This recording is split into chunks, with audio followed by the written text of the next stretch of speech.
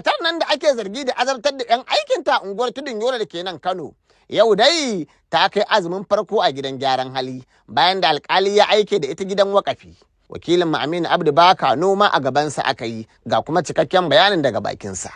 Matar mai suna Firdausa Abdullahi ta gurfana a gaban kotun majistare da ke noman Salan karkashin jagorancin mai shari'a Ibrahim Mansur Yola bisa kushin tuhume-tuhume wato azabtar da yara da ɓoye yara da kuma samar da munar rauni. Kotu kuma ta umarci jami'inta wato Muftahu Aminu Ɗanbata da ya karanto kuma bayan karanto mata ta musanta tuhuma ta farko da ta biyu ta kuma amsa ta uku. Amma ta ce ta dake su ne saboda suna zuba mata abinci a cikin rijiya. Ana da zarginta da azabtar da Surayya Mustapha da kuma Sakina Yusuf da yanda aka kawo su suke mata aikin gida inda ake zargin ta yi musu duka da wani karfe a hannuwansu da kafafunsu ta kuma musu duka a bayansu. Bayan sun buƙaci ta mai da su gida ta kai su wani gida ta ɓoye su a nan ne aka samu nasarar ganin su a gidan.